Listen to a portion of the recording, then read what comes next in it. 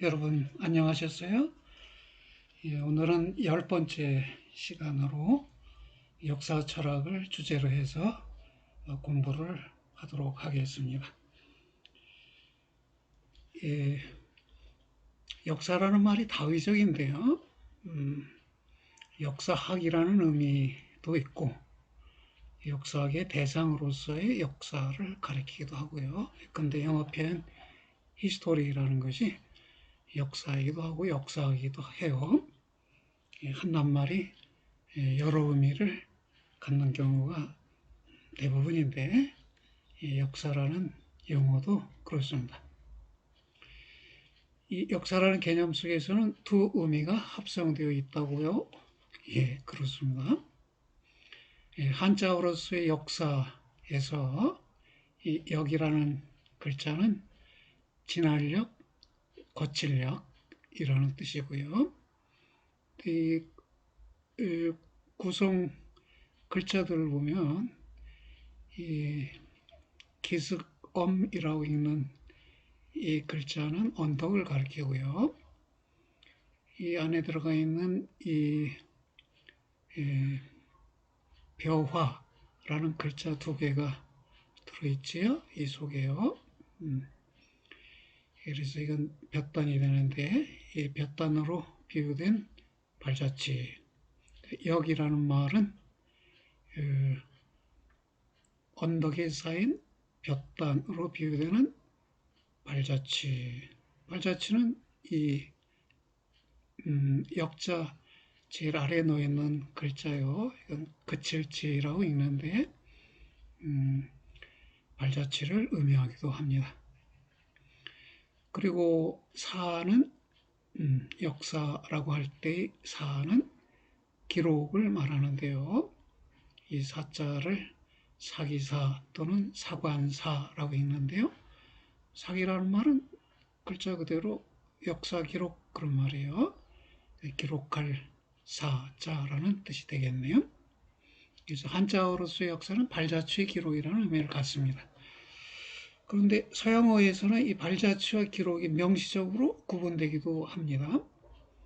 그런데 헤겔은 역사철학 강의에서 독일어로 역사, 게시테라는 말의 두 가지 의미를 지적해요. 우리들이 역사라고 하는 단어는 객관적 측면과 주관적 측면을 종합하고 있어서 레스케스타의 행해진 일들, things done을 의미함과 동시에 히스토리아 레름 게스타룸 행해진 일들의 기술 이것을 의미한다라고 말했습니다.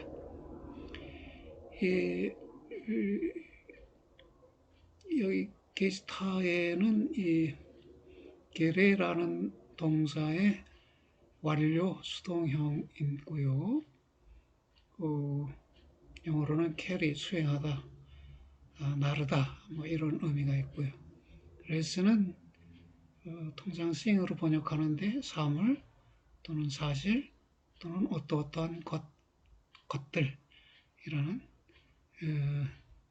낱말로 번역되기도 합니다. 결국 이 말을 통해 해결이 지적하는 것은 역사라는 말이 1차적으로는 사건, 괴시현을 의미하고 그 다음으로는 이 사건에 대한 기술, 히스토리를 의미하며 전자는 즉 사건은 객관적 측면에서의 역사라는 의미이고 후자는 즉 기술은 주관적 측면에서의 역사의 의미라는 것입니다.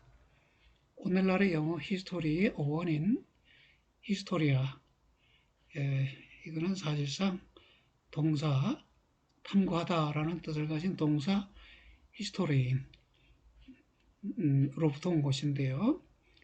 결국 역사는 탐구함을 통해 얻어진 지식을 기술함을 말한다고 볼 수 있습니다. 그 히스토리인의 가장 오래된 의미는 탐구하다라는 뜻이에요. 이 탐구함의 2차적 결과인 지식도 히스토리아라고 부르고 이 지식에 대한 기술도 히스토리아라고 부른다는 것이죠. 이런 낱말의 의미 확장은 여러 단어에서도 확인되는데요. 여러분이 자주 듣고 쓴 단어 학교라는 단어가 영어로 스쿨이죠. 이 히라버로는 스콜레인데요. 원래 의미는 여가, 자유시간이라는 뜻이었어요. 근데 이것이 that in which leisure time is spent. 이거 여가 시간이 보내지는 그 어떤 것, 그것이 뭘까요? Especially lecture, disputation, discussion. 강연이나 토론이나 논의, 이것이 여가 시간이 보내지는 활동이죠. 의미가 이렇게 확장돼요. 그 다음에 한 번 더 확장되는데, 그러니까 the place where lecture were given, for example, school lecture hall 이라는 것이에요. 그러니까 강연들이 주어지는 장소로서의 학교 또는 강연실, 이렇게 의미가 확장돼서 가장 확장된 의미가 우리가 알고 있는 학교라는 말이죠.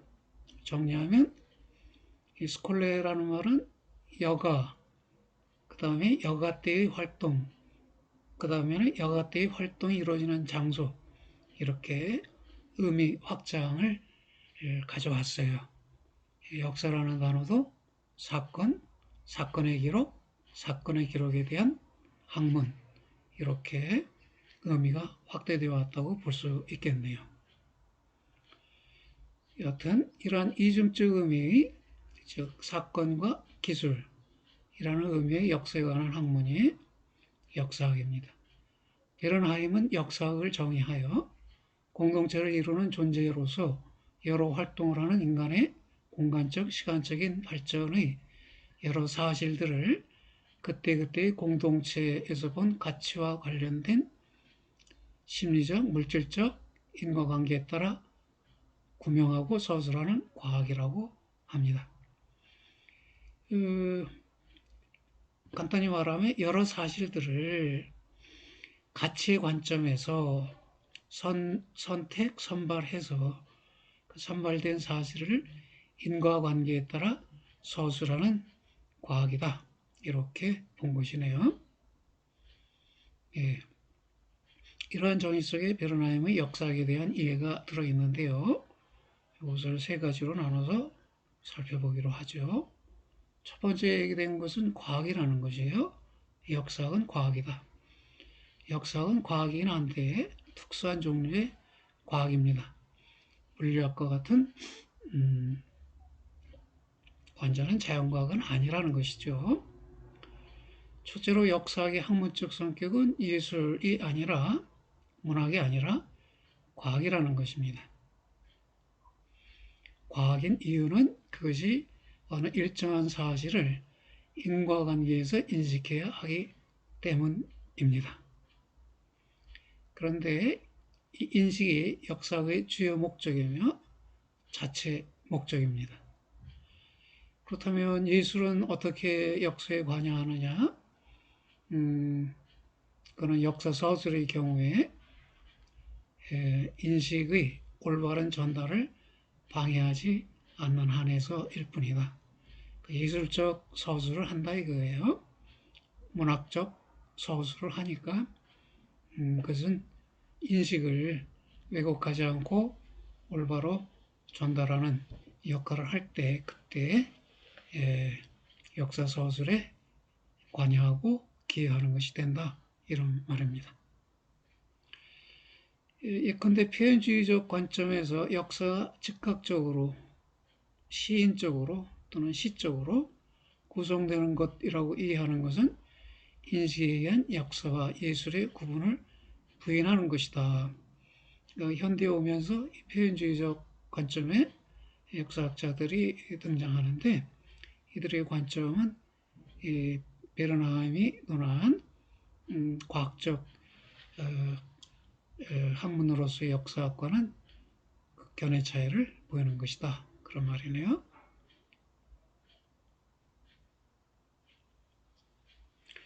그렇지만 여기서 과학이라는 말의 함축에 대한 제한이 필요한데요.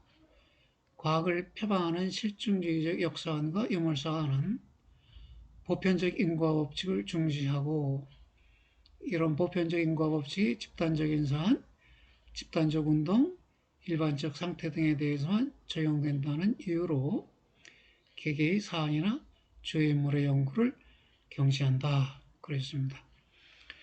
그러니까 실증주의 역사관도 있고 유물사관도 있지만 이들도 역사를 자연과학으로 보는 것은 아니에요. 사회과학으로 보는 것이죠. 다만 이들이 역사학을 사회과학으로 볼 경우에도 이들은 보편적인 과업체, 자연과학적 법칙이 아니라 그렇게 말하겠네요. 자연과학적 보편적 인과법칙을 중시하다 보니까 개인의 사안이나 주요 인물의 연구는 경시하게 된다. 개인보다 전체 우선이고 인물보다 사회를 우선시 하기 때문에 그런 경향이 나타난다는 것이네요. 그럼에도 다시 몇 가지 과학이라는 말에 대한 제한이 주어져야겠네요. 첫째로 역사학은 법칙적 인식만을 추구하지 않고 개별적 인식도 곧 여러 현상들의 차이점, 특수성, 일회성도 추구한다는 것입니다. 둘째로 인간의 행동은 외적인 원인 예컨대 물질적, 경제적 원인에 의해서만이 아니라 내적인 원인 예컨대 인지, 정서, 의지 등에 의해서도 결정되며 그래서 역사에서 특히 중요한 것은 이러한 종류의 내적 원인에 의한 인과적 인식이다. 물리학에서 인과법칙을 탐구할 때는 이 내적 원인을 고려하지 않지요. 그러나 역사학에서는 고려한다. 왜 내적 원인을 고려해야 하느냐 했더니 외적 물질적 원인도 대부분 인간의 의식에 들어와 내적 정신적 동기가 됨에 의해서 비로소 작용하기 때문이다. 그래서 역사적 사건을 만들어내기 때문이다. 그런 것이네요. 세 번째, 정신적 인과관계에 의한 역사 현상의 설명은 물질적 인과관계가 원인에서 결과로 나아가는 진행적인 설명 방식과 이런 설명 방식을 취하는 것과 달리 결과에서 원인으로 돌아가는 역행적인 설명 방식을 취한다. 결과로서 행위가 있다면 그 원인인 동기나 의지, 인지, 감정이 있겠죠. 그 결과로서의 행위로부터 그 원인이 되는 여기 말한 정서, 의지, 다른 말로 동기로 되돌아가는 역행적인 설명 방식을 취한다는 것입니다. 또 넷째로 개개의 경우 차이에 관심을 갖는 경우에는 인간 본성의 동일성에 의한 추리나 또는 유비 추리나 통계적인 추리만으로는 불충분하며 집단 상황에 대한 개인의 관여에 영향을 미치는 개인의 신분, 직업, 천성 등이 중요하게 여겨집니다.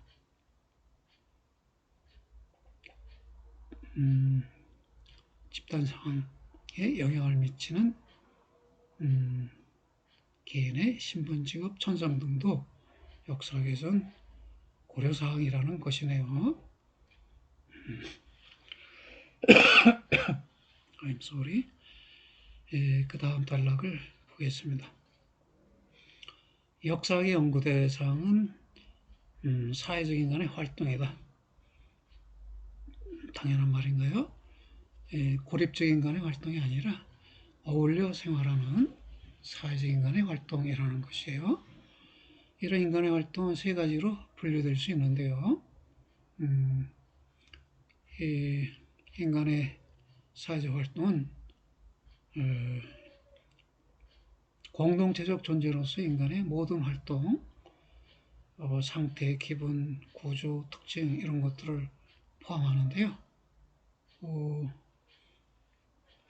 이 중에서 역사적 고찰에서는 이 활동을 단일적 활동, 유형적 활동, 집단적 활동으로 나누고요. 이때 단일적 활동이란 일에만 나타나는 개성적 특질의 연구음이 연구에 관심이 두어지고 고찰됩니다. 이례적 활동이라는 것이죠. 그래서 그 이례적 활동의 어, 개성적 특질 또는 개별적 특성 이것이 연구의 관심 대상이 된다는 것이고요. 유형적 활동에서는 많은 사람들이 되풀이하는 여러 활동인데요. 일상 업무, 습관, 풍습 등인데요. 이때에는 관여, 그 관여자 전체의 움직임에 평균적 사례로서 개별적 이해가 고려되지만 개별적 행동의 이해보다는 유형적 활동이 더 중시된다는 것이고요. 집단적 활동은 많은 사람들의 전체 업적으로 생각되는 것, 예컨대 전쟁, 교양, 언어, 종교 등을 말하는데요. 이것들도 역사학의 탐구 대상이 된다는 것이죠.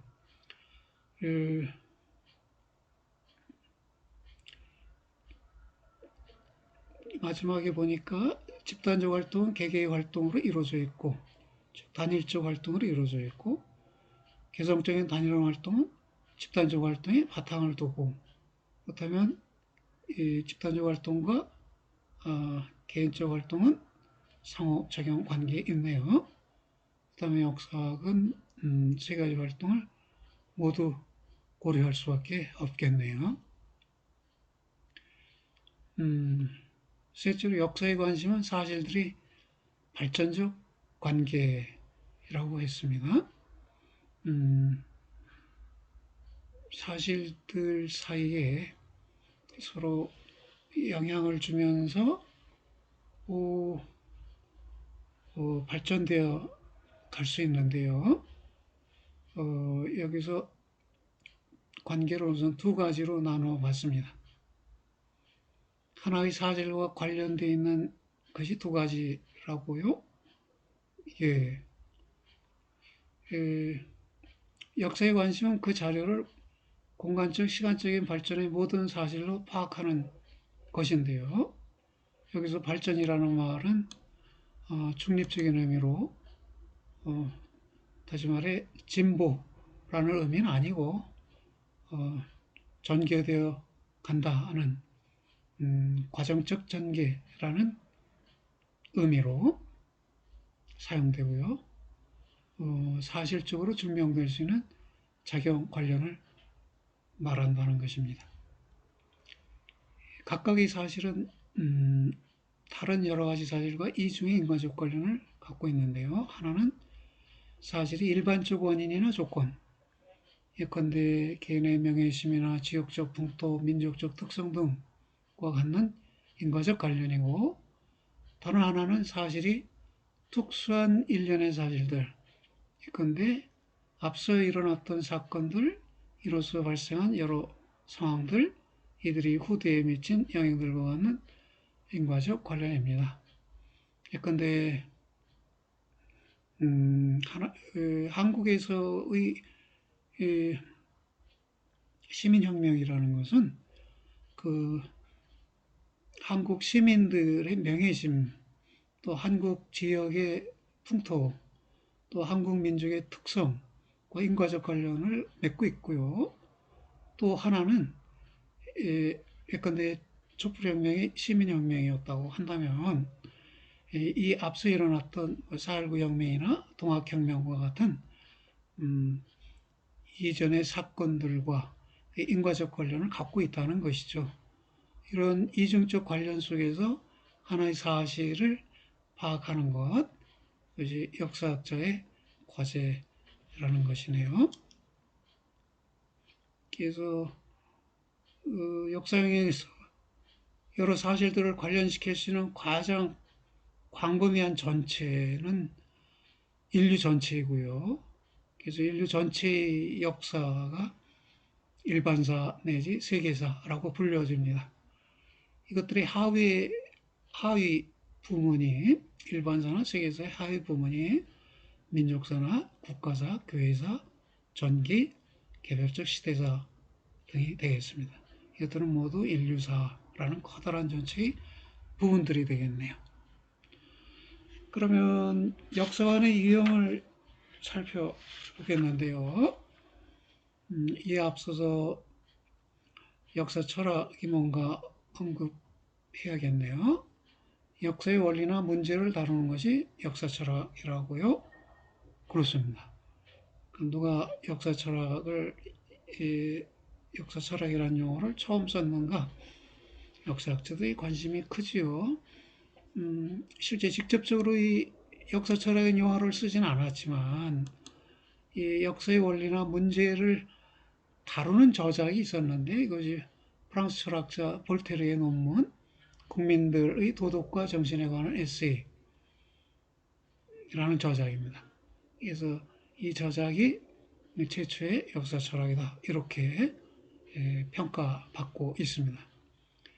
이 국민들의 도덕과 정신에 관한 에세이라는 이 제목의 의미는 인류의 문화사를 일반적 역사의 관점에서 철학적으로 고찰한다는 것이고 인류의 문화사를 철학적으로 고찰하는 것이니까 역사 철학에 해당한다고 후대에 평가받는 것입니다.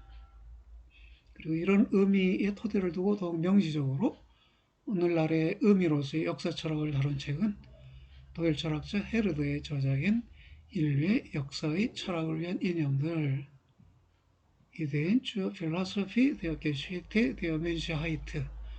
여기서 Philosophie der Geschichte, 역사 철학이라는 말이 명시적으로 등장하네요. 여기서 역사 철학이란 역사의 원리나 문제를 다루는 학과 또는 학문 분과를 의미한다. 역사의 원리는 역사를 시종 지배함에 이끌어가는 요소를 말하는데 이 원리는 곧 역사에서 논의되어야 할 문제이기도 하다.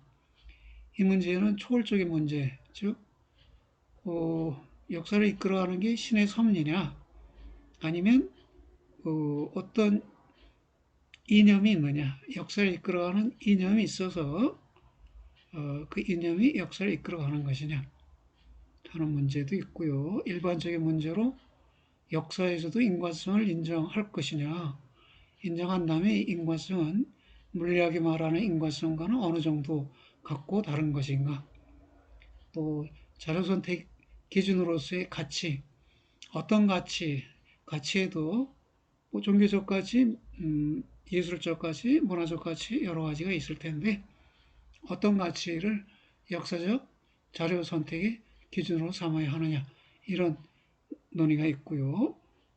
이 외에도 특수한 문제로 역사 방법론의 문제, 역사의 연대별, 주제별 구분의 문제 등이 있고요. 이런 것들이 모두 역사 철학의 문제, 역사사에 다루는 문제가 되겠습니다. 그래서 역사 철학의 관점에서 보면 신이 역사를 이끌어간다고 보는 관점, 신의 섭리가 역사의 원리에 해당한다고 보는 대표적인 입장이 이 이원론적 신정치적 역사관인데요.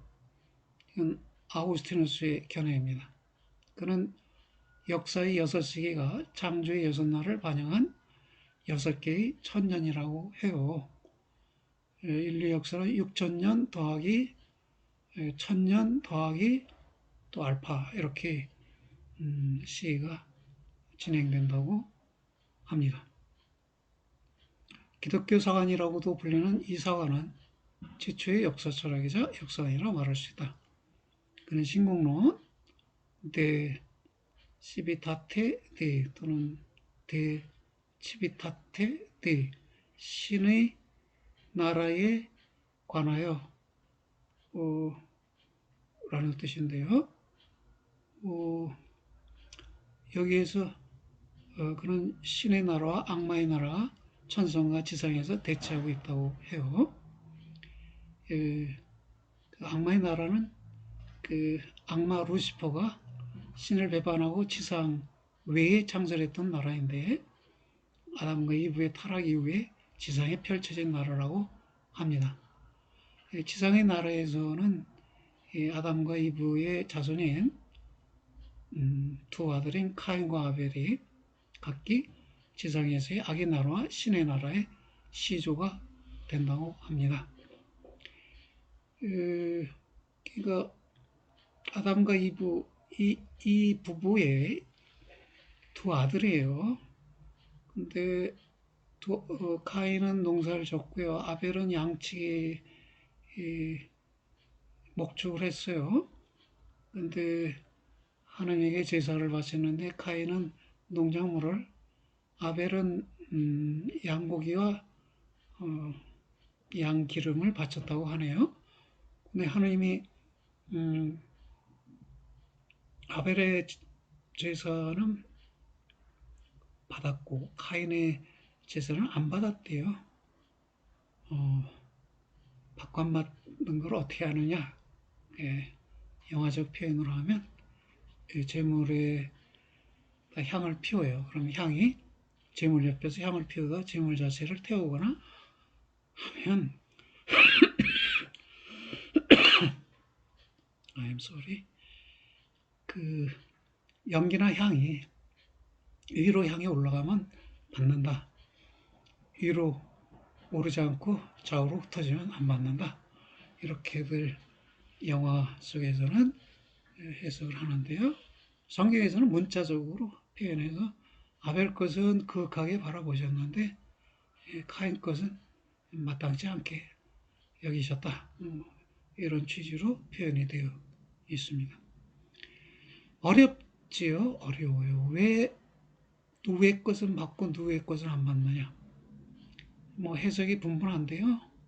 아벨의 제물은 정성을 다해서 만든 제물이었고 카인의 것은 그렇지 못했다. 이런 해석도 있고요.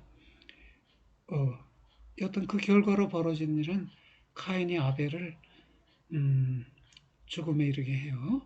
그래서 카인이 인류의 최초의 살인자가 됩니다.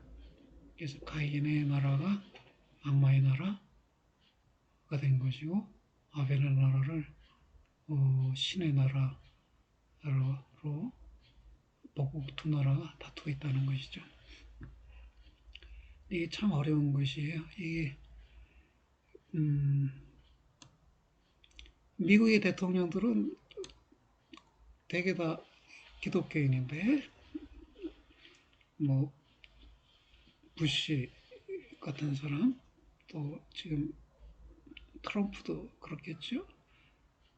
오바마 등등. 근데 조지 부시 대통령은 이 악의 축이라는 용어를 통해서 이란과 북한, 이라크는 악의 축을 형성하고 있고 미국은 선의 축을 형성하고 있었고 그래서 대립하고 그래서 다투고 있다는 식의 메시지를 재직할 때 여러 번 지시했고 그래서 이라크를 침공해서 전쟁을 일으켰죠. 대량 살생 무기를 숨겨놓고 있다. 그걸 찾겠다. 그런 명분으로 침공을 했지만 실제 대량 살생 무기, 화학 무기 발견되지 않았어요. 거짓 정보에 의해서 잘못된 판단을 한 것이거나 아니면 거짓 정보를 악용해서 이라크를 침공해서 이라크의 석유 자원을 미국에 유리하게 바꿔놓고 중동 지역에서 미국의 영향력을 더 확대한 것이죠. 이라크 내에도 확대하고 그러니까 아구스티누스의 기독적인 관점이 정치적으로 악용되었을 때 얼마나 불행한 일이 벌어지는가는 우리가 지금도 목격하고 있어요. 미국 지도자들은 툭탁하면 북을 악의 축으로 하고 북한과 전쟁을 해야 하는 것처럼 목소리를 내고 있는데 그래서 그건 진정한 신앙의 게 아니고 정치적 목적으로 위해서 아구스티누스의 견해를 악용하는 것이다. 이렇게 보여지네요. 아구스티누스에 의하면 역사 시기는 암흑의 5시기와 광명의 제6시기를 거친다고 해요. 암흑의 5시기는 아담의 원죄로부터 노아의 홍수에 이르기까지 이게 제1시기고요. 이게 1000년이고 바빌론에서 갇힌 바빌론의 이스라엘 민족이 죄수로 끌려가서 갇혔다가 풀려나서 그 가나안 땅으로 옮겨가고 또 그 이후에 그리스도가 탄생할 때까지 이게 제5시기라고 하고요. 광명의 제6시기는 그리스도의 탄생으로부터 최후심판에 이르는 시기라고 하고요. 또 최후심판 이후에는 천년의 복음시대라는 제7시기가 있고요. 이때를 영원의 날 주님의 날이라고 제7시기 다음에는 영원의 날 주님의 날이라고 불리는 제8시기가 온다고 합니다. 제7시기도 천년의 시간이고요. 그 제8시기부터는 영원한 시간이겠죠. 이런 견해를 글자 그대로 믿는 사람도 있어요. 기독교인들 중에 드물지만 기독교 사관을 흔히 태보 사관이라고 하는데 꼭 그렇게 말해줄 수 있는 것은 아니에요. 왜냐하면 기독교적 역사는 혹자는 진보나 순환의 개념에 와서 태보의 사관이라 칭하기도 하나 정확한 표현은 아니다. 왜냐하면 천상에서 타락으로부터 지상에서의 삶의 시작까지의 과정은 태보를 할 수 있다. 그러니까 아담과 하와가 에덴 동산에서 쫓겨났어요. 에덴 동산 외부에서 삶을 전개한 것이 지상의 삶의 전개인데 여기까지는 태보라고 할 수 있지만 지상에서의 역사는 천상에로 복귀하기 위한 자기 수행의 과정, 인류의 자기 정화의 과정이니까 이건 태보라고 할 수는 없다는 것입니다. 두 번째가 이제 유물론적 역사관인데요. 역사의 원인은 자연적이고 인과적인 관련이다. 또 어떤 물질적인 것이다. 유물론이라는 것이 오직 물질이라는 이론 이런 말인데요. 그렇다면 배제되는 것은 정신이겠죠. 그 정신은 뭐냐? 물질로부터 생겨난 것이다. 근원을 추적하면 오직 물질뿐이다. 이런 견해예요. 이런 유물론의 토대를 둔 역사관인데요. 여기도 두 가지가 있는데 읽어볼게요. 17세기 이후 발전된 자연과학과 사회사상은 역사의 원인을 하나님의 섭리와는 다른 면에 찾는 새로운 견해를 발생시켰다. 이 견해에 따르면 자연이나 인간은 인과적인 힘에 의해 만들어진 정밀한 기계에 불과하고 인간의 사고, 감정, 의지 활동도 인과적인 자의에 의해 생겨나는 것에 불과하다. 흔히들 얘기했죠. 사랑이라는 감정도 화학적 분비물의 영향을 받은 것에 불과하다. 이런 얘기를 우리 학생들이 우스갯소리로 하기도 하고 또는 과학적 신념하에 하기도 하고 그러는데요. 비슷한 견해입니다. 이런 견해에서는 역사 이해에 있어서 자연적인 인과관계의 전체성을 말하는 관련이라는 개념이 중시된다. 관련, 관계, 연관, 비슷한 용어들이 다양하게 등장하는데요. 이 관련이라는 여기서는 물질적 관련이 될 텐데요. 이런 개념을 중시하는 견해로 생물학적 유물론과 경제학적 유물론으로 두 가지로 구분할 수 있습니다. 다윈의 진화론이요. 생물학적 유물론의 설명 원리가 됩니다. 생물학적 유물론은 생존 경쟁, 자연 도태, 적자 생존, 유전 반응이라는 근본 법칙들과 근본 개념들에 의거해 자연의 진화를 설명하는 다연의 생물학적 진화론을 국가나 사회에 있어서의 인류의 발전에 적용한 것이다. 그 다윈의 생물학적 진화론을 국가나 사회 또는 인류에 적용한 것이 생물학적 유물론이라는 것이고요. 이런 입장은 이제 헬발트, 오토체크 등에 의해서 개성되고 발전되었고요. 유물론에 반대하는 생기론이라는 것이 있어요. 바이탈리즘 또는 비탈리스모스. 이것은 생물이 무생물과는 달리 자기의 목적을 실현하기 위한 특별한 생명력을 갖고 있다고 보고 다윈의 진화론을 유물론이자 무신론으로 비판한다. 그러니까 이건 이 생기론의 입장은 물질로부터 생명이 생겨날 수는 없다고 보는 것이죠. 생명은 물질과는 구분되는 고립된 자기 생명력을 갖고 있고 이건 물질로부터 나오는 것이 아니다라는 이런 견해인데 이런 입장에서는 다윈의 진화론을 유물론, 무신론에 비판할 수 있어요. 그렇지만 어떤 이들은 진화의 법칙들도 정신적 실체의 작용이 실현되는 방식들로 해석될 수 있다고 봐요. 우리 전 시간에 종교 철학 다루면서 존 듀이의 진화의 과정을 그 신으로 본다는 견해를 살펴봤는데 듀이 같은 입장에서 보면 이 진화의 법칙들은 신이 자기를 또는 자기의 가치를 실현시켜가는 방법이에요. 그러니까 어떤 정신적 실체의 작용이 진화의 법칙들을 활용할 수 있어요. 그다음에 진화론과 그 유신론이 모순적 관계에 있는 게 아니라는 것이죠. 진화론을 수용하면서도 유신론을 인정할 수 있다는 것입니다. 그렇긴 한데 이 진화론이 자연현상이나 역사현상의 설명 원리가 되는 경우에 진화론은 대체로 유물론적 입장을 취하여 유물론적 역사 해석을 낳는다고 봅니다. 또 하나의 유물론은 경제학적 유물론인데요. 계급으로부터의 해방이 역사의 진보 방향이라고 보는 것이 경제학적 유물론이요. 칼 마르크스의 견해인데요.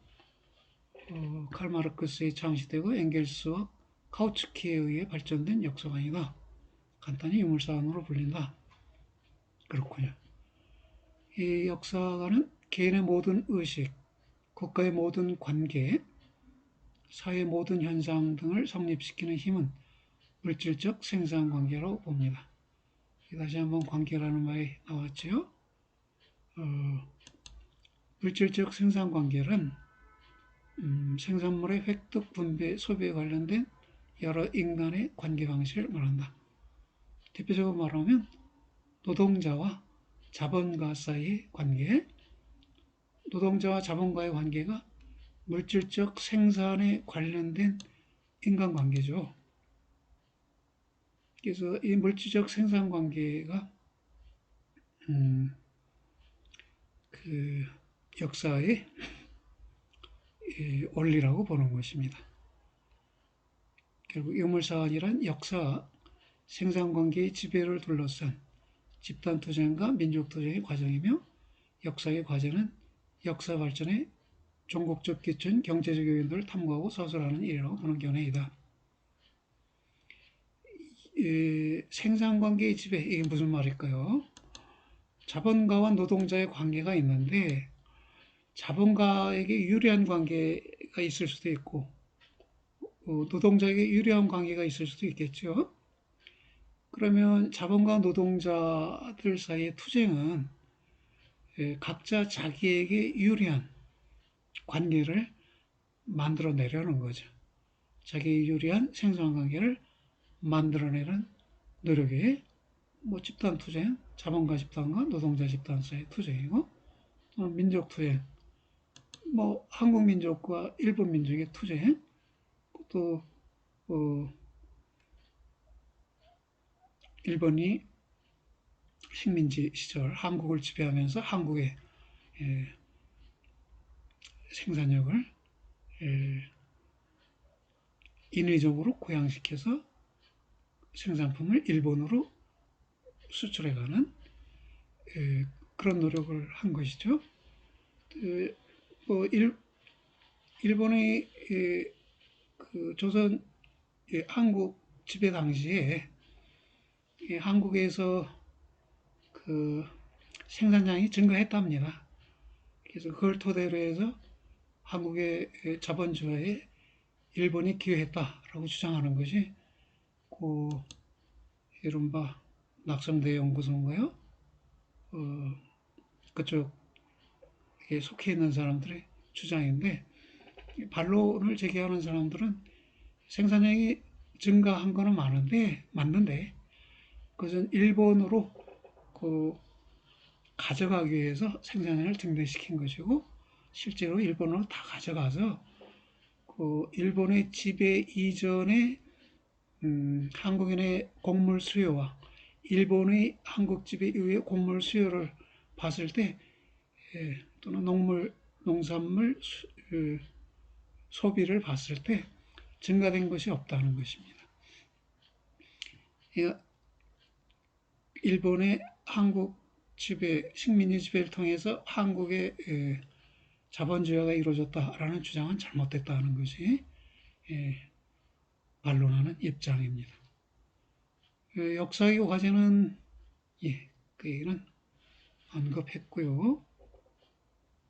그래서 이 유물사화는 다윈의 진화론적 원리를 동물의 생활에 적용하는 것은 용인하나 인간의 사회생활에 적용하는 것은 반대한다. 그렇겠죠? 인간에게는 동물과 달리 자기의식이라는 것이 있고, 자기 비판이라는 것이 있고, 자기 개선이라는 것이 있어요. 그런 점에서 동물과 인간을 동일시해서 인간에도 진화론적 원리를 적용해서는 안 된다고 봅니다. 유물사관을 주장하는 사람들조차 그렇습니다. 생물학적 유물론이나 경제학적 유물론의 역사는 통상 해겔의 관념론적 역사관과 마찬가지로, 해겔은 역사란 정신의 자기 실현 과정이다, 또는 정신의 자기의식의 실현 과정이다, 또는 잠재적 신의 자기 완성 과정이다, 이렇게 보는데, 이러한 견해를 관념적 역사관 이렇게 정리할 수 있고요. 이것은 역사가 진보해 간다는 것이죠. 여기서는 긍정적 의미, 발전이라는 개념을 긍정적으로 사용해서 진보라고 표현한 것이고, 해겔의 관념론이 자유의식의 완전한 실현을 역사의 진보 방향으로 해석하고 있듯이 유물사화는 계급으로부터의 해방을 역사의 진보 방향으로 해석하고 있다. 그러면 해겔도 변증법적 관념론을 제시했는데, 마르크스는 변증법적 유물론을 제시해요. 관념론이 아니라 유물론을 제시해요. 다만 해겔이나 마르크스나 모두 변증법이라는 과정 법칙, 발전 법칙을 인정했다는 점에서는 동일합니다. 변증법이라는 건 정반합을 통한 발전 과정을 말하는데요. 정은 태제, 반은 안티태제, 합은 진태제예요.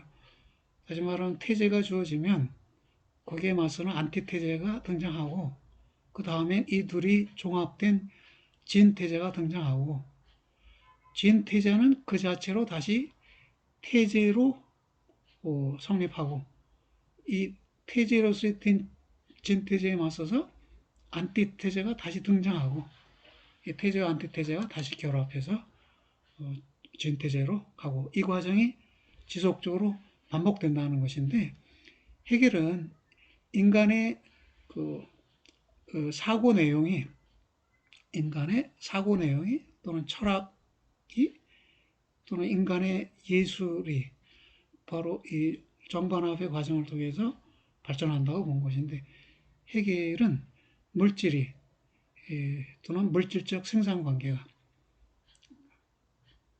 즉 왕과 노예, 그 다음에 소수 자유민과 다수 노예, 그 다음에 봉건 영주와 농사짓는 농노, 그 다음에 자본가와 노동자 이렇게 맞서는 계급들이 역사상 항상 존재했고 이들 사이의 관계가 태제와 안티태제의 관계라는 것이에요. 그래서 왕과 노예가 부딪힌 결과로 왕은 권력을 축소하고 노예는 자유를 확대하고 또다시 부딪히면서 말은 말하자면 왕은 어떻게 돼요? 봉건 영주가 되고 노예들은 농사짓는 노예, 즉 자기 집을 가지고 자기 가족을 지닌 채 독자적인 생활하는 노예, 이게 농노인데요.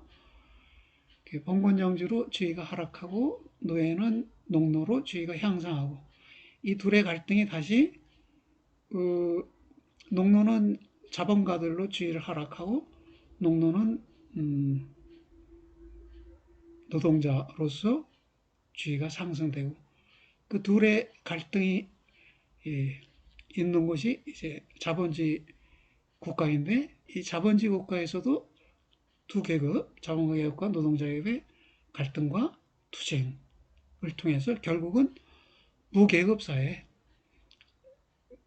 간다는 것이에요. 자본가가 노동자이자 노동자가 자본가인 세계. 노동자가 자본가이고 자본가가 노동자이면 계급이 없는 사회죠. 노동자 계급이 없고 자본 계급도 없는 그런 사회로 역사는 진행하는데 그것이 진보의 방향이다. 자동적으로 실현되는 건 아니기 때문에 노동자들의 의식화와 노동자들의 투쟁 노력이 지속돼야 한다고 마르크스는 보았던 것이고요. 그런데 이제 소련의 소비에트 연합 붕괴 이후로 이 마르크스의 계급 투쟁론이 정말 유의미한 것이냐라는 것에 대해서 많은 의문이 들었고 그래서 그 부분적으로는 인정하되 계급 투쟁이 사회 발전을 가져온다는 것에 대해서 부분적으로는 인정하지만 계급 투쟁만이 사회 발전을 가져올 수 있는 것이다 라는 견해를 취하는 사람은 거의 없고요. 시대가 그렇게 변했네요. 그 다음에 세 번째가 실증주의 역사관인데요. 실증주의는 실증 철학의 영향을 받았는데요. 실증 철학은 사변 철학의 반대말입니다. 실증주의 역사관은 프랑스인 꽁트, 오거스트 꽁트가 자신의 저서 실증 철학 강의에서 제시한 실증 철학이라는 개념에 바탕을 둔 역사관입니다.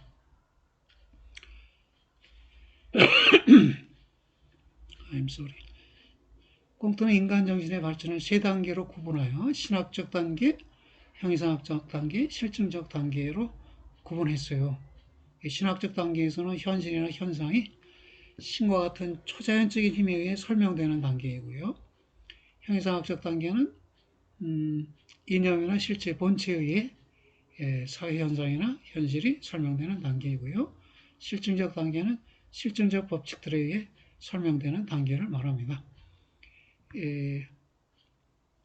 실증 철학적 입장에 꽁트는 이 실증 철학이라는 말을 내세웠는데 요즘의 의미로 말하면 이 실증 철학은 사회학이에요. 꽁트는 사회학이 이른바 통계적 학문으로서 종래의 형이상학적, 사변적 철학을 대체할 수 있다고 봤어요. 이 입장에서 꽁트는 역사인식이 사회심리적으로 곧 개인심리에 의해서가 아니고 집단심리에 의해 이루어져야 한다고 봤습니다. 그리고 역사학을 포함한 사회학은 과학으로서 법칙 탐구의 학이 되어야 한다고 했고요. 예, 이런 견해가 버클이라는 사람에 의해서 계승되었고요. 또 더 나아가서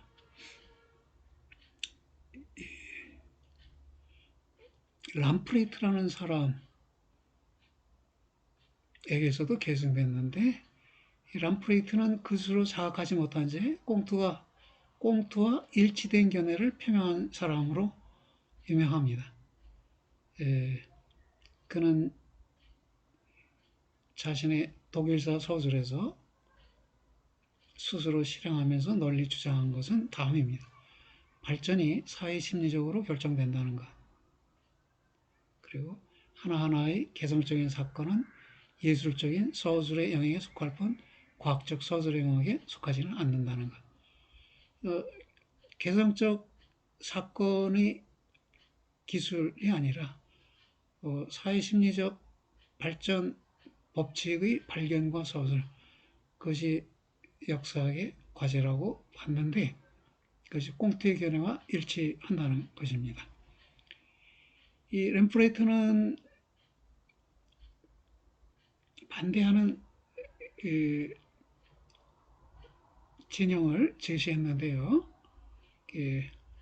사회 심리적인 집단 현상이나 집단 상태에 큰 비중을 두면서 자의식의 진보라는 역사의 이념을 중시하는 칸트계열의 역사학파, 자의식의 진보 역사의 과정이다 이렇게 보는 칸트계열의 역사학을 비판하고 또 사료 비판을 중시하는 랑케계열의 역사를 비판했어요.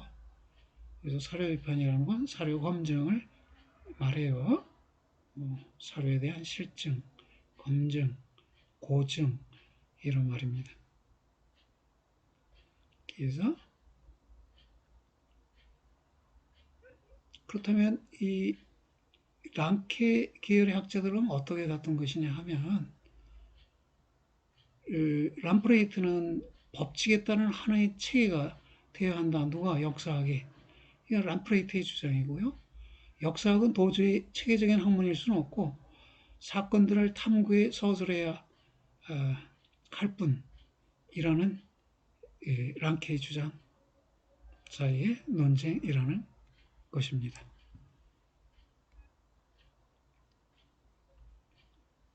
이 람프레이트의 비판을 받은 랑케가 그럼에도 근대 역사의 아버지라고 불리기도 하는데요.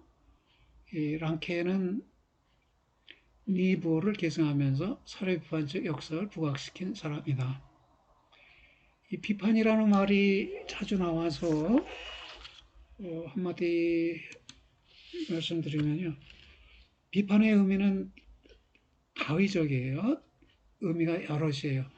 첫째는 비난의 뜻이에요. 비난은 근거 없이 부정하는 것을 가리키고요. 둘째, 비판의 두 번째 의미는 정당한 평가로서의 비판이에요. 즉 근거를 가지고 시시비비를 논하는 것이 두 번째 의미의 비판이고요. 또 세 번째 의미를 둔다면 칸트의 3대 비판서, 순수성 비판, 실천성 비판, 판단력 비판을 3대 비판서로 하는데 이 비판서의 제목에 등장한 비판이라는 말은 능력의 한계를 규명함이라는 뜻이에요. 순수 이성의 능력의 한계를 규명함, 실천 이성의 능력의 한계를 규명함, 판단력이라는 능력의 한계를 규명함. 그런 의미가 있고요. 또 하나는 네 번째로는 독일의 프랑크푸르트 학파 라는 또는 프랑크푸르트 학파가 제시한 비판 이론인데 이때 그들이 제시한 비판 이론 속에서 비판이라는 말은 이데올로기 혐의를 노출시키는 일을 말해요. 이데올로기 혐의를 노출시키는 일. 이데올로기는 무엇이냐? 특정 집단만을 위한 특정 집단에 의한 특정 집단의 신념 체계예요. 그러면 예컨대 자본주의라는 것은 마르크스가 볼 때 자본가들의 이데올로기예요. 그렇죠? 그런데 거꾸로 마르크시즘은 자본가들이 볼 때 노동자들의 이데올로기예요. 근데 이런 이데올로기가 그렇게 거창하게 자본가와 노동자 사이에서만 논해질 수 있는 게 아니라 도처에서 이데올로기가 지배하고 있다는 것이에요. 그 TV에서, 신문에서, 책에서, 영화에서 곳곳에 이데올로기가 알게 모르게 숨어들어 있는데 그것을 노출시키는 작업을 사회학이 해야 할 과제라고 제시하는 게 이제 그 프랑크푸르트 학파의 비판 이론입니다. 그렇죠? 여러분, 예컨대 조중동이라고 일컬어지는 한국의 보수신문의 이데올로기가 있겠죠? 또 거꾸로 좌파신문이라고 언급되기도 하는 한겨레 신문, 경향신문 내게도 이데올로기가 있겠죠. 대변하고자 하는 집단의 신념 체계를 알게 모르게 반영하고 있겠죠. 영화도 그렇고 TV도 그렇고 책도 그렇고 좀 더 좁히면 남성 이데올로기, 기독교 이데올로기, 민족 이데올로기, 종족 이데올로기, 성적 이데올로기, 수많은 이데올로기가 우리 일상의 삶 속에 끼어들어 있는데 그거를 찾아 노출시키는 것을 비판이라고 해요. 비판 이론에서는. 다섯 번째는 언어 비판 이론에서도 비판이라는 말을 쓰는데 이때의 비판은 낱말의 의미 분석, 문장의 구조 분석, 분석이라는 의미로 비판이라는 낱말을 사용해요. 그리고 지금 사료 비판할 때 비판이라는 말은 검증이라는 말이에요. 사료 검증. 예전에 쓴 말로는 고증하기 하던 일. 그렇군요. 하나의 낱말이 다양한 의미를 갖는다는 것이 비판이라는 용어에서도 확인이 되네요.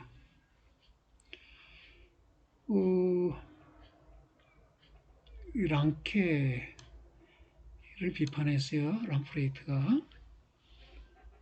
랑케가 뭐라고 그랬냐면 이렇게 사람들은 역사를 통해 과거를 재판하며 미래에 도움이 되도록 하기 위하여 동시대를 가르친다는 임무를 부여받고 있지만 현재 우리의 시도는 그렇게 높은 과업을 수행하는 것이 아니라 단순히 그것이 원래 어떻게 있었는가를 보여주는 것일 뿐이다.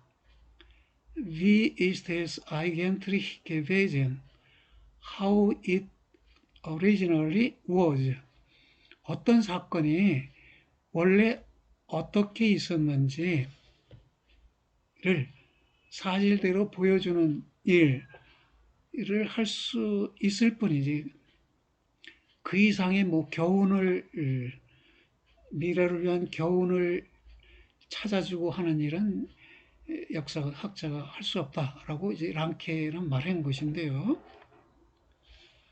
정리하면 여기서 랑케는 역사의 과제를 동시대를 가르치는 것으로부터 과거의 역사를 사실 그대로 제시하는 것으로 이행시키고 있다.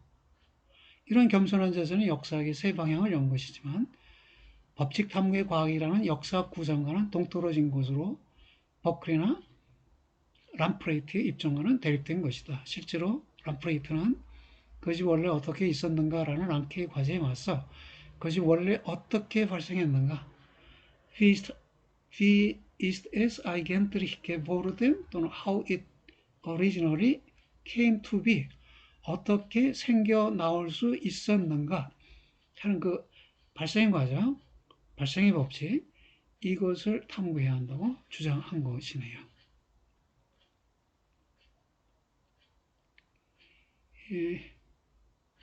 랑케는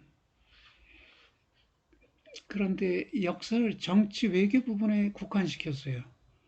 그래서 역사를 정치 외교사 중심의 학문으로 만들어버렸다고 비판을 받습니다. 예컨대 그에게서 직접 배운 바 있는 브루크하르트는 랑케의 정치사 중심을 비판하고 문화사를 제창했어요. 랑케에 대해서 붙여지는 실증사학이란 사료 비판에 바탕을 둔 사실 탐구적 역사를 말하는 것이지. 어이구, 어떻게 읽어야 돼요?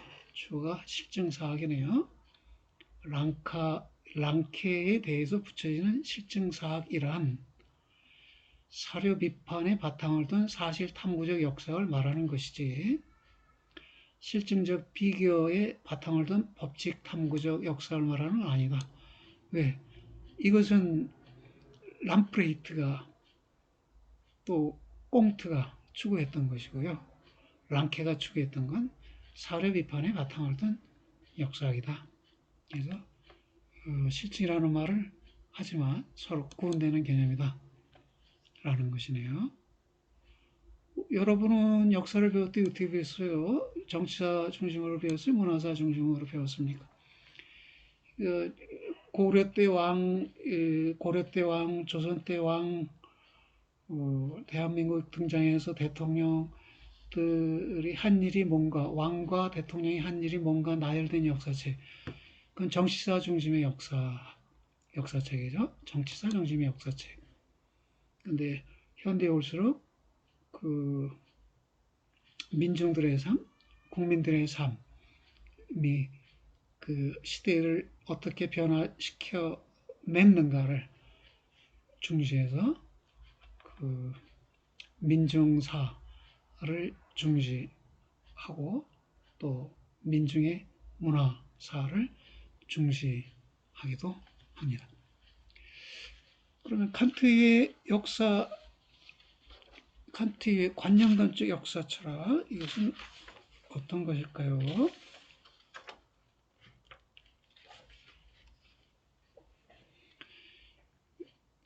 칸트는 개인의 자유와 국가의 규율 사이의 통일 가능성을 설명했다고. 국가의 규율을 개인이 내면화하면 칸트가 말하는 자유는 자율이거든요. 그러니까 국가의 규율을 개인이 내면화하면 그건 개인의 자율이 되고, 그러므로 이 두 가지 사이에 통일 가능성이 성립한다고 봤습니다. 칸트의 역사 철학은 피테 셜링 헤겔 등에게 체계적으로 발전했으며 이들 모두를 독일 관념론자들이라고 해요. 이들에 의한 관념론적 역사 철학에서 말해지는 역사 이념설, 예컨대 역사는 추구하는 이념이 있다는 설명, 즉 자유의식의 진보, 자유의식이 역사의 이념이다 라는 이런 설명은 실용적 관점에서 역사관으로 대체로 랑케 학파에 수용되었으나 책에 의한 사실 연구의 억압을 염려한 랑케 학파의 일부 역사학자들에서는 거부되었다. 사실 연구가 중요하지 어떤 이념의 추구가 중요한 게 아니다 라고 일부 랑케 학파 역사학자들에 의해 거부되었다는 것이네요.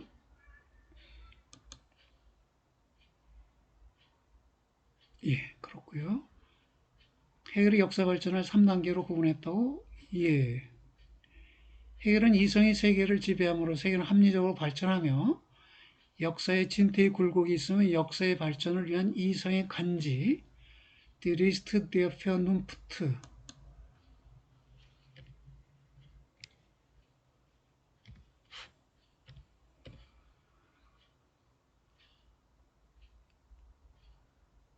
영어로 표현하면 The Trick of Reason이 되겠네요. 이성의 책략 때문이라고 믿었다. 이성은 자신의 간이나 책략을 통해 직접 행하는 인간은 의식하지 못하고 있는 특정한 목적을 인간의 역사 속에서 실현한다는 것이다. 인간은 알지 못해요. 그럼에도 인간의 행위를 통해서 인간이 의식하지 못한 어떤 목표나 가치를 실현한다는 것이에요. 여기서 말하는 이성은 인간 모두의 이성이에요. 인간 모두의 이성이고, 해결에 있어서는 이성이 발전하면 정신이 된다고 그래요. 정신이 발전하면 신이 되는 것이고요. 그래서 말하자면 우리 진화론적 관점에서 생각해 보면 그 아메바가 더 발전하면 어떻게 될까요? 그 어류가 될까요? 더 발전하면 육상 동물이 될까요? 더 발전하면 인간 같은 인간이 출현하죠. 그러면 인간에게만 이성이 있었나요? 아메바에게는 없었나요? 아메바도 외부를 감각하는 능력이 있었어요. 수생식물인 어류도 외부를 감각하거나 지각하는 능력이 있죠. 우리는 그걸 감각, 지각 이런 용어들을 쓰는데 감각이나 지각이 발전된 것이 이성이고 이성이 더 발전된 것이 정신이고 정신이 더 발전된 건 신이다.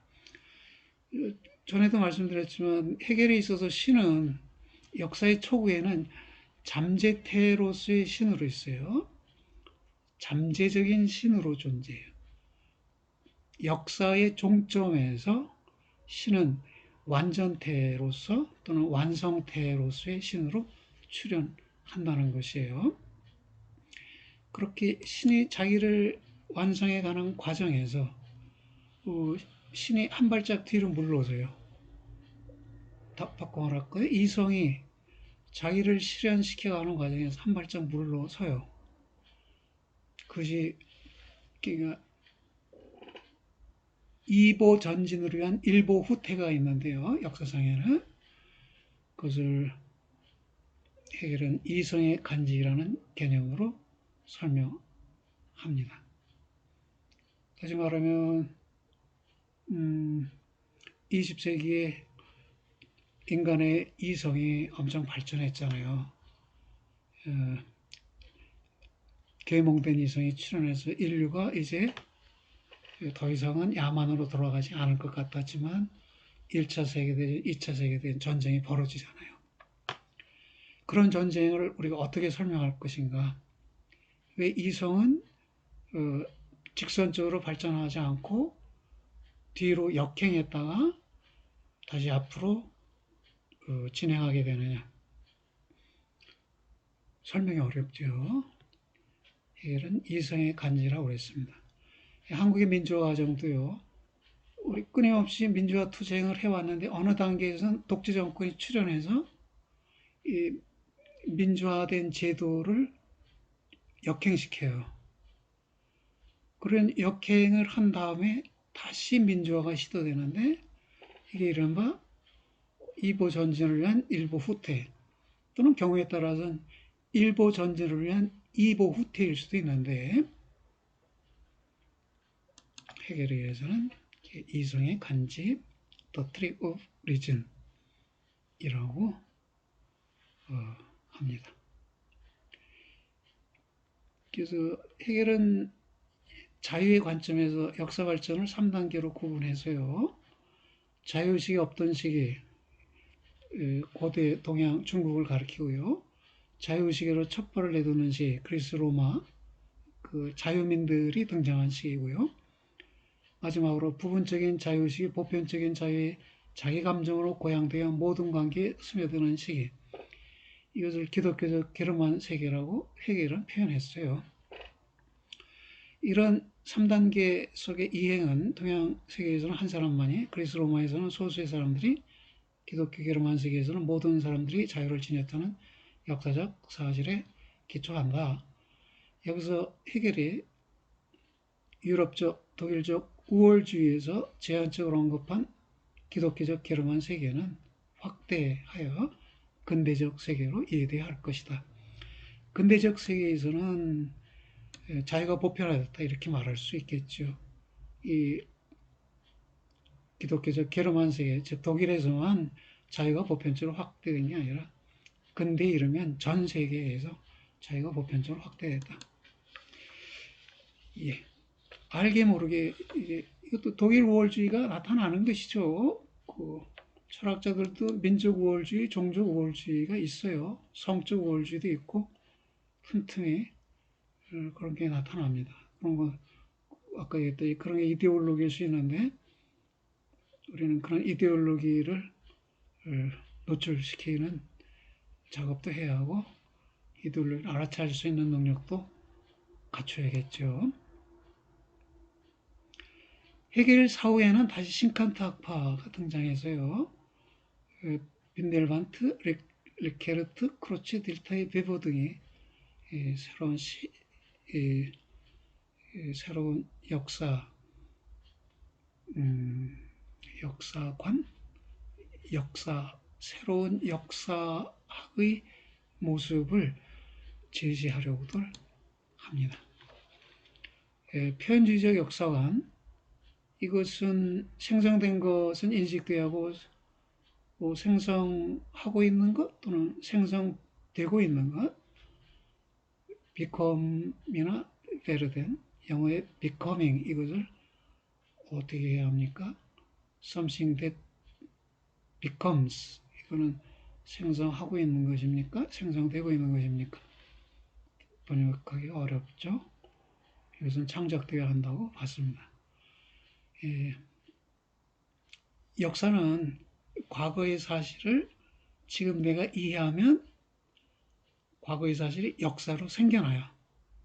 그렇죠? 과거의 사실을 의미 있는 것으로 내가 지금 수용하면 과거의 사실이 과거의 사실로 머물지 않고 역사로 생겨나요. 그게 이제 생성하고 있는 것, 생성되고 있는 것이다. 이런 말입니다. 역사에서 표현주의가 발흥하게 된 것은 레싱의 무의미한 것의 의미부여로서의 역사. 이 무의미한 것이 과거의 사건들, 과거의 사실들이겠죠. 여기에 의미를 부여하면 역사가 생겨난다는 것이에요. 그 다음에 슈팽글러는 서구의 몰락이라는 책에서 이 표현주의적 관점을 제시했습니다. 레싱의 견해에 의하면 역사는 의미도 관련도 없는 우연한 여러 사건의 집합이다. 역사를 이념, 예컨대 완전한 인간성의 전개가 가리키는 대로 형성하는 것은 마음속의 정당한 요구이고 이렇게 역사를 구성할 수 있다고 봤는데요. 이러한 역사 구성론은 역사의 과학적 가능성을 부정하는 것이다. 아까 베른하임이 말한 역사는 과학이다 라고 한 이 기본적 입장을 또 꽁트의 실증적 역사관, 램프레이트의 실증적 역사관을 부정하는 것이네요.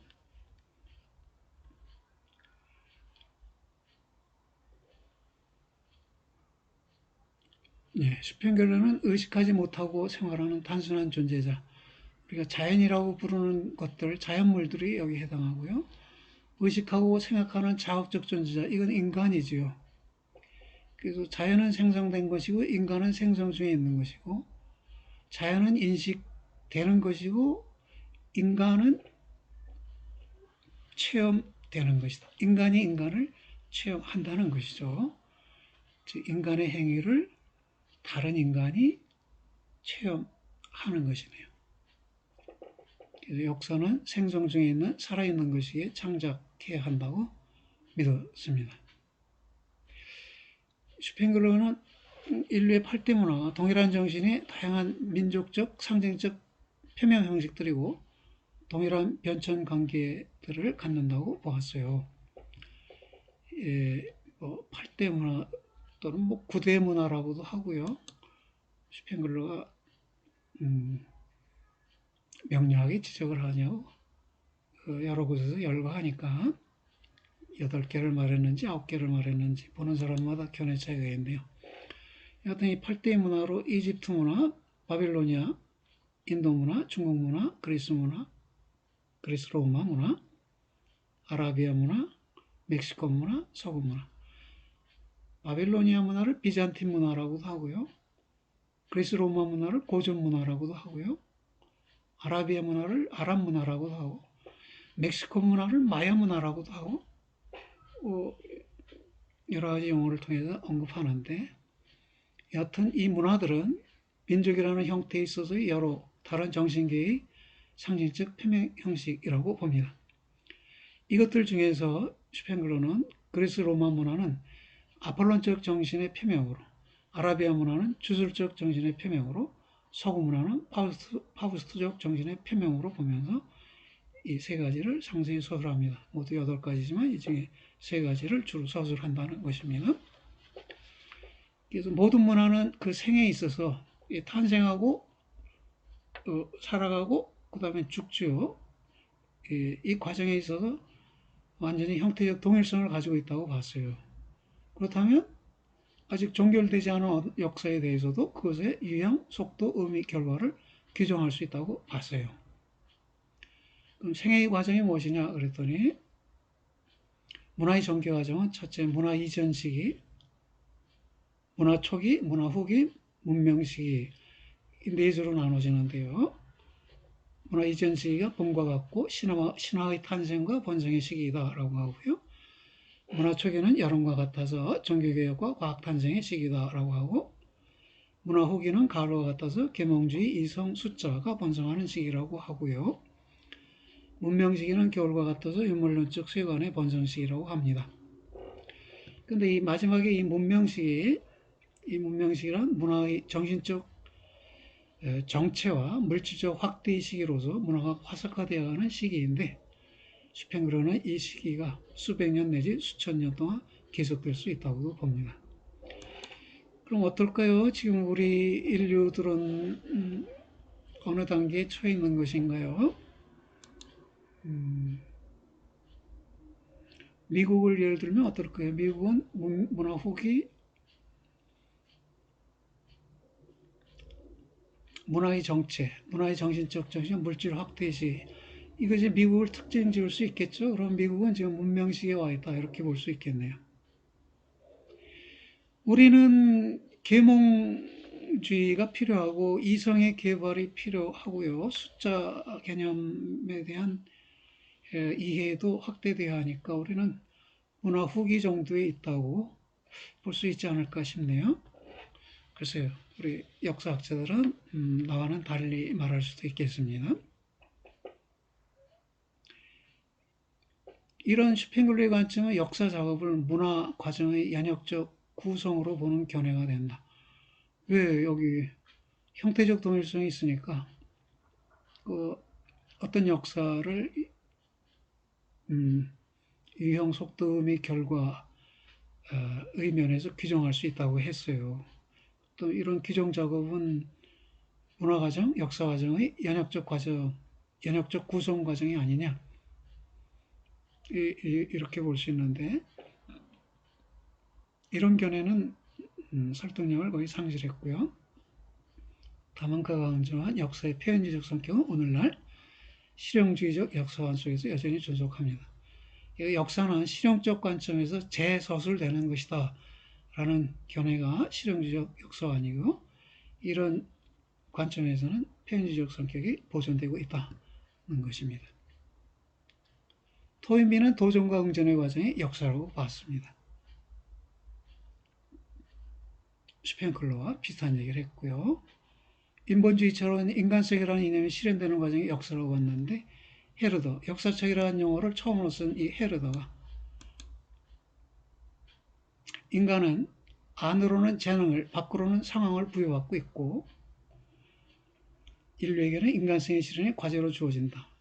즉 각 민족은 내부의 재능과 외부의 상황에 따라 각자 고유한 형성 목표와 발전 목표를 갖고 있지만, 그러나 거기에서 공통된 목표는 인간성을 풍부하고 순수하게 드러내는 것이다. 이렇게 봤네요. 로체도 헤르만 로체도 헤르데게너를 계승했습니다. 이 김구 선생님의 나의 소원에 나오는 한 구절을 읽고 마치도록 해볼게요. 나는 오늘날의 인류의 문화가 불완전함을 안다. 나라마다 안으로는 정치상, 경제상, 사회상으로 불평등, 불합리가 있고 밖으로는 국제적으로나 나라와 나라의 민족과 민족의 시기, 알력, 침략 그리고 그 침략에 대한 보복으로 작고 큰 전쟁이 끊일 사이가 없어서 많은 생명과 재물을 희생하고도 좋은 일이 오는 것이 아니라 인심의 사람 마음의 불안과 도덕의 타락은 갈수록 더하니 이래 가지고는 전쟁이 끊일 날이 없어 인류는 마침내 멸망하고 말 것이다. 그러므로 인류 세계에는 새로운 생활 원리의 발견과 실천이 필요하게 되었다. 이야말로 우리 민족이 담당한 천직이라고 믿는다. 어때요? 지금의 상황에 지금 미중 전쟁이라는 말, 미중 경제 전쟁이라는 말이 있죠. 이 경제 전쟁으로 위해서 그 코로나가 또 악용되고 있다고도 하고, 북한과 일본 사이에도 시기와 알력과 갈등이 있고, 한국과 일본 사이에도 마찬가지고요. 김구 선생님이 보았던 그 시대나 지금이나 다르지 않아요. 또한 동일한 과제가 우리 민족에게 주어져 있네요. 새로운 생활 원리의 발견과 실천. 그것을 우리가 우리 민족의 천직으로 삼아야 한다. 김구 선생님은 그렇게 보았습니다. 예, 여러분 지루하지 않았나요? 예, 경청해 주셔서 감사합니다. 다음에 뵙겠습니다.